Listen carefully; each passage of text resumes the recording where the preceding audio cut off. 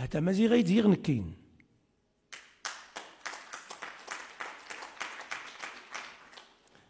هذا مازي غيدير إميس الجنوب الشرقي إميس نوفوس عزيز أيتو هني، راه هناوي غير السمية في الحالة المدنية، السمية أيتو هني حتى باش متحد ما يتقعد يزيد عليا في الأمازيغية. وعبد ربي عضو المكتب الوطني للرابطة المغربية الأمازيغية. ولذلك من موقع الأمازيغي أقول أن العدو الصهيوني يريد أن يجعل منا الأمازيغ حليفا استراتيجيا للكيان الصهيوني، ماشي باش نعاونوه تما في فلسطين، لا، باش نخربوه هنا، باش نطردوا العرب من شمال افريقيا ونبنيو تما زغا الكبرى حليفة إسرائيل، باعتبار إسرائيل حليفة لنا. لماذا؟ لأننا عندنا 1,000,000 أمازيغي في إسرائيل. شكون هما؟ اليهود المغاربة المقيمين في الكيان الصهيوني، واللي من بينهم رئيس الأركان ووزير الداخلية والقيادات في المخابرات والجيوش وغيرهم. يراد منا كأمازيغ أن نعتبر علاقتنا بفلسطين بتلك البقعة هي علاقة 60 عام، 60 عام من الكيان الصهيوني، ماشي علاقة 14 القرن من العقيدة من التوحيد، ماشي هي علاقة عشرات القرون مع صلاح الدين الأيوبي الكردي.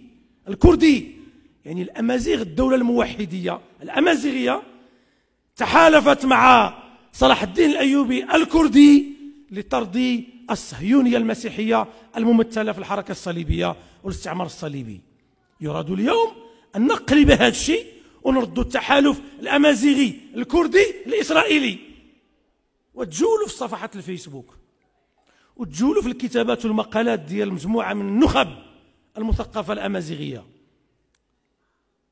يراد منا أن نعتقد بأركان الإيمان الأمازيغي ثلاثة بحال ديك الشارة ديال 3، أن نكره العربية والإسلام كأمازيغ لأن العرب استعمرونا بالإسلام،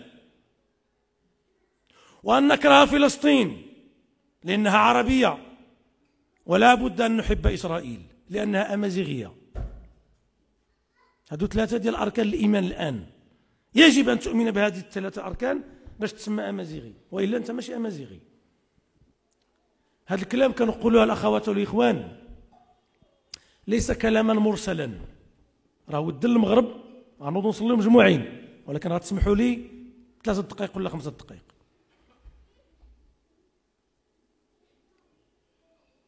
لما كنقولوا هذا الكلام يقوم لنا بعض إخواتنا المتدينين، وشي مرات وأنا ابن حركة التوحيد والإصلاح، شي ولاد حركة التوحيد والإصلاح، وزدتي فيها النووي هو يحمان حاضر، وزدتي فيها ويحمان لا وبزاف، وعيقتي كل مرة الأمازيغية والصهيونية. يا نخبنا المطبعة، يا نخبنا الساقطة، يا بعض نخبنا التي تزور بالليل والنهار الكيان الصهيوني، والكيان الصهيوني يرسل إليها هنا بالليل والنهار الزيارات والعلاقات والترتيبات والتنسيقات.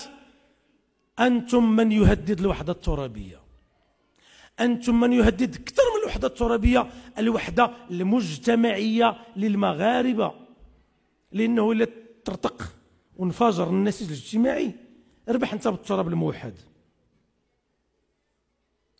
إلى النسيج الاجتماعي انفجرت المغاربة بين الأمازيغ وغيرهم والعرب أولا بيناتنا، وحد أنت التراب، شبع به، شبع بالصحراء وبالريف.